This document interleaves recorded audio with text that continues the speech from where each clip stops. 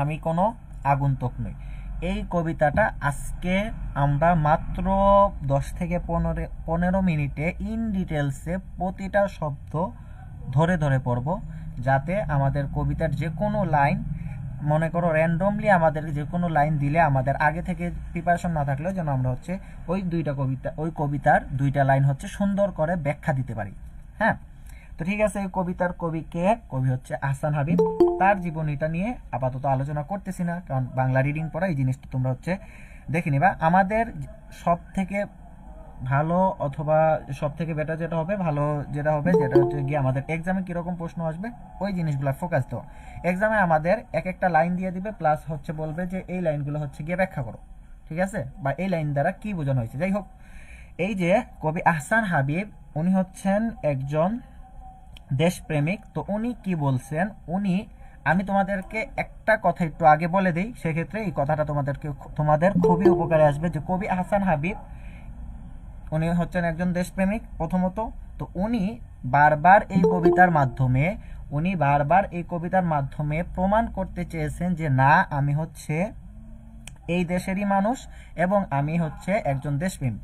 তো এই কবিতার প্রতিটা লাইনেই ওই দিকে উল্লেখ করছে। উনি সম্ভবত বিদেশে থাকতেন, তো উনি বিদেশে থাকলেও হচ্ছে উনি বোঝাতে চাইতেন যে আমি যদি বিদেশে থাকি বাট আমার মন হচ্ছে দেশে থাকে, আমাকে এ চেনে, আমাকে ও চেনে। এই হচ্ছে কবিতাটা সারমর্ম। এখন হচ্ছে আমরা বিস্তারিত দেখো উনি প্রথম বলতেছেন, আমি হচ্ছে একটা কালার নিয়ে নিই, তোমাদের দেখতে সুবিধা হবে, ঠিক আছে।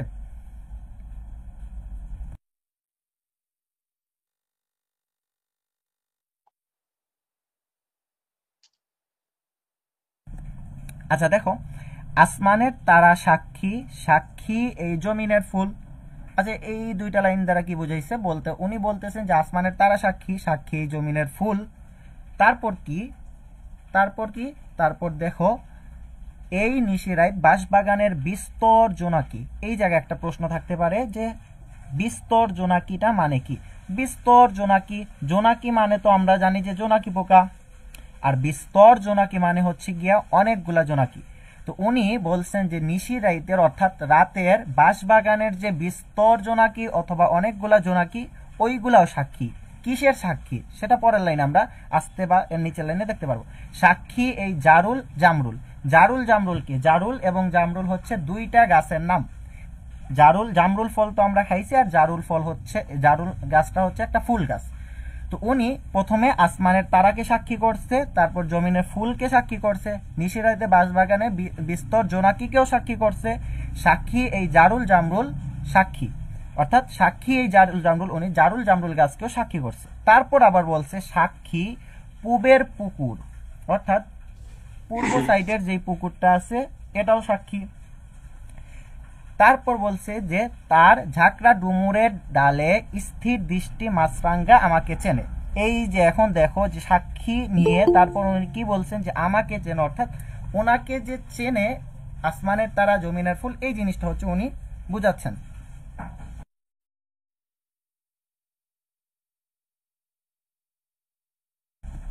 আচ্ছা ঠিক আছে, তো উনি কি বলছেন, উনি বলছেন যে পূবের পুকুর ঝাঁকড়া ডুমুরের ডালে, অর্থাৎ ডুমুর ডালে যে স্থির দৃষ্টি দিয়ে থাকে, অর্থাৎ মাছরাঙ্গা পাখিগুলা গাছের ডালে স্থির হয়ে এক দৃষ্টিতে তাকিয়ে থাকে।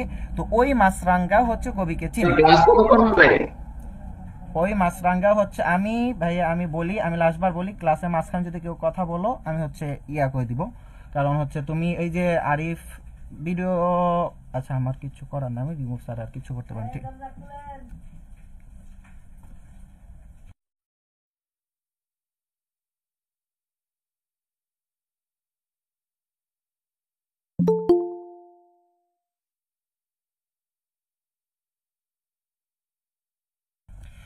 আচ্ছা ঠিক আছে, এখন দেখো এই যে তোমাদের ডিস্টার্বের জন্য হচ্ছে গিয়ে, তোমাদের না কয়েকজনের ইয়ার জন্য হচ্ছে গিয়ে আমাদের ক্লাসে কিন্তু ব্যাঘাতটা করতেছে। আচ্ছা যাই হোক, এই যে পূবের পুকুর ডুমুরের জাল এগুলো শেষ। আচ্ছা এখন দেখো, এখন কি বলছেন, আমি কোনো ভাইয়া স্ক্রিন শেয়ারটা দেখা যাচ্ছে না, আপনার মেবি বন্ধ হয়ে গেছে। আচ্ছা না আপনি সব দেখা যায়, সব দেখা যায়। দেখা যাচ্ছে, জি ভাই সব দেখা যায়। ঠিক আছে। আচ্ছা অন্য ভাইয়া এখানে দেখা যাচ্ছে না স্ক্রিন। ভাইয়া দেখা যাচ্ছে না, ওই যে কি জানি ভাইয়া আপনার শো করছে না। আচ্ছা মানে আচ্ছা কি কাইন্ডলি কি জানি আচ্ছা, স্ক্রিন শেয়ার দিছিল, আপনি অফ করে অন করেন মেবি ঠিক হয়ে যাবে। আরে ভাই চুপ করো। আচ্ছা মিউট করো সবাই, আমি ঠিক করে দিচ্ছি। গুগল মিটে ক্লাস নিলে হচ্ছে একটু ঝামেলা হবে, চাচ্ছিলাম যদিও ফেসবুকে। ভাইয়া স্ক্রিন শেয়ারটা অফ করে তারপর অন করেন। আচ্ছা আমি করতেছি, তোমরা সবাই একটু মিউট করে দাও। হুম।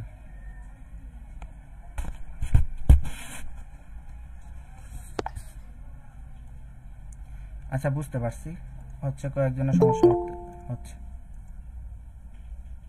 দেখা যাচ্ছে না দাঁড়াও দাঁড়াও দাঁড়াও, আমি দিতেছি, সমস্যা নেই। এখন আসছে, ঠিক আছে। আচ্ছা ঠিক আছে, ঠিক আছে, সমস্যা নাই, একটু একটু একটু ঝামেলা। ওকে স্যার, ওকে। আচ্ছা হ্যাঁ, ইয়াতে বলে দিবা তোমরা। আর কেউ ভিডিও অন করো না, ভিডিও অন করো না, সবাই অডিওতে ক্লাস করতেছি, অডিওতে করি। আচ্ছা যাই হোক, আমরা যে জায়গায় ছিলাম দেখো।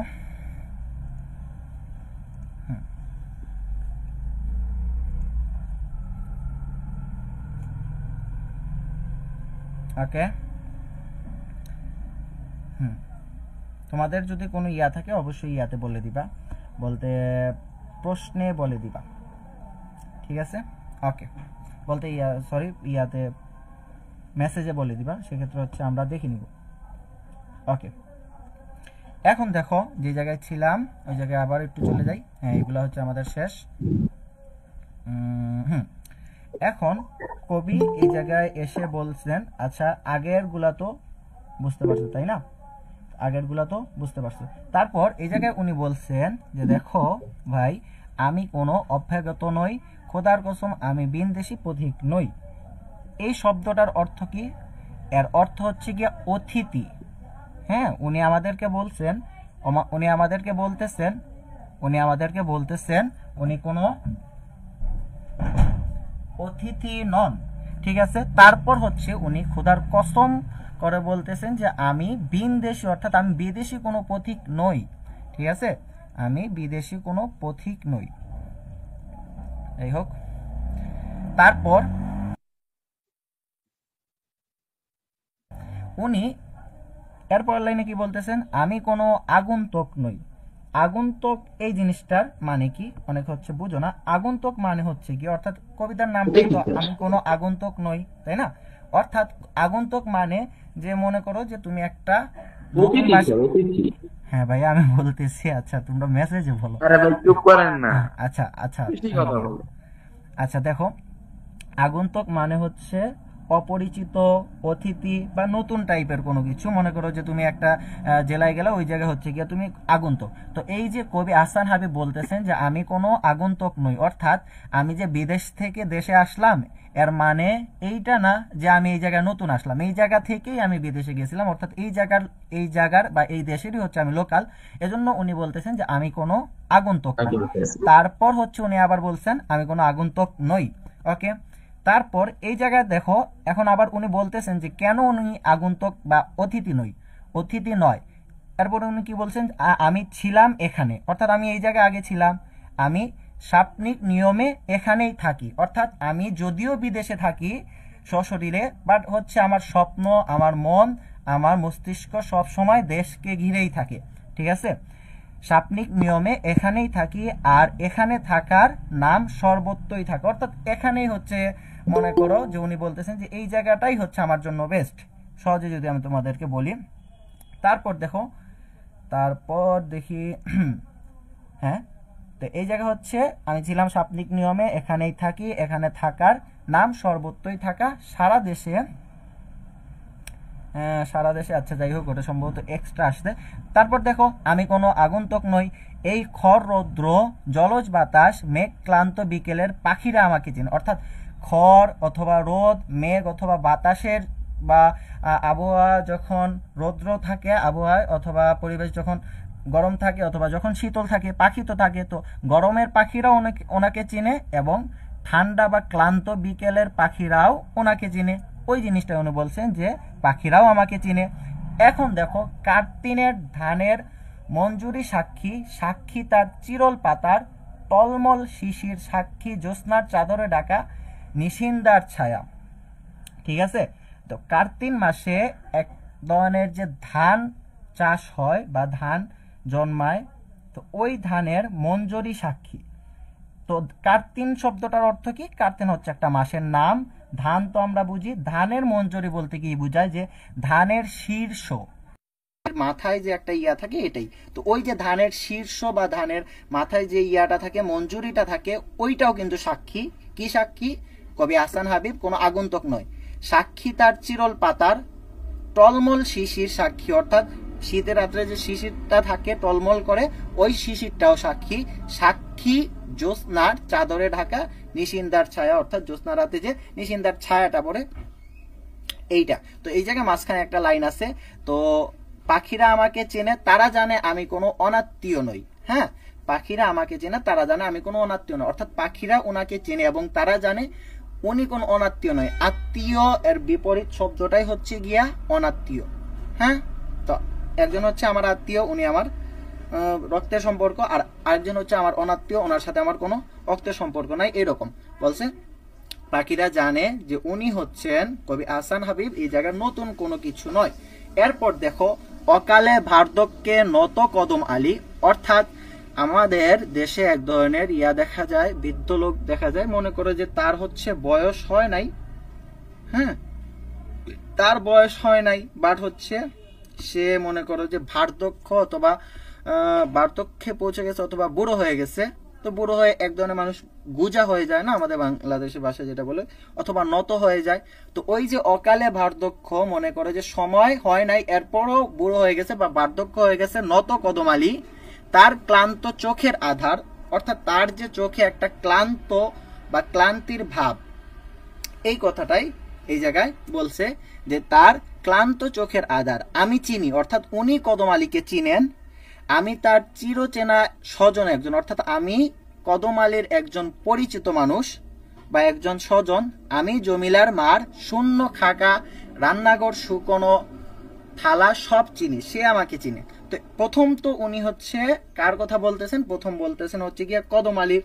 তো কদম আলী হচ্ছে গিয়া একজন বুড়ো মানুষ, এবং তারপরে উনি কি বলছেন? উনি বলছেন হচ্ছে গিয়া জমিলার মা, জমিলার মার শূন্য খাখা রান্নাঘর শুকনো থালা সব চিনি। শূন্য খাখা রান্নাঘর মানে কি?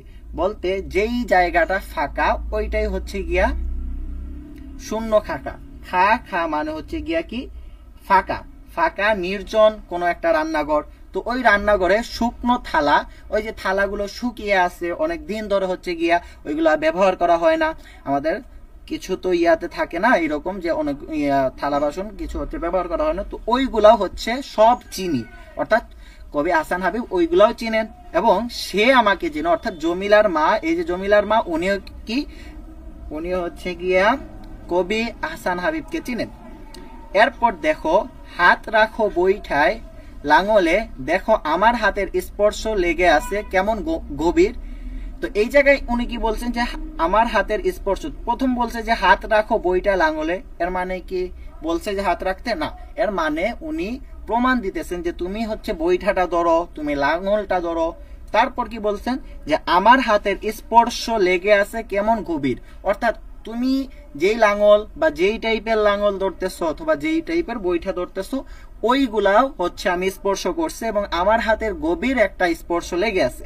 দেখো মাটিতে আমার গন্ধ, অর্থাৎ এইগুলো হচ্ছে প্রথমত হচ্ছে গিয়া কবি আহসান হাবিব ইয়া দিয়ে বলছেন, মনে করো কি বলবো, ওই যে আবেগ দিয়ে বলছেন। তো তুমি কি এখন মাটি শুকবা নাকি যে দেখি আহসান হাবিবের গন্ধ আছে কিনা? এগুলো হচ্ছে উনি আবেগ দিয়ে বলতেছেন, যে দেখো মাটিতে আমার গন্ধ এখনো লেগে আছে, অর্থাৎ আমি এই দেশের নাগরিক। তারপর উনি কি বলছেন? যে আমার শরীরে লেগে আছে এই স্নিগ্ধ মাটির সুবাস, অর্থাৎ এই যে বাংলাদেশের মাটির সুবাস অথবা সুঘ্রাণটা আমার শরীরে লেগে আছে। আমাকে বিশ্বাস করো, আমি কোনো আগন্তুক নই, অর্থাৎ আমি কোনো অতিথি নই, আমি কোনো অনাত্মীয় নই, আমি নতুন কোনো মানুষ নই, এইটাই হচ্ছে, অথবা আমি ইনলিগ্যাল কোনো মানুষ নই বাংলাদেশের। ঠিক আছে, এই হচ্ছিল মনে করো এই পার্টের যে ইয়াটা। এরপরে দেখো, এরপরে হচ্ছে মজার আর একটা জিনিস আছে। দেখো, দুপাশে ধানের ক্ষেত সরু পথ, এই যে এই পাশেও ধান এই পাশেও ধান, মাঝখানে হচ্ছে গিয়া সরু পথ, সামনে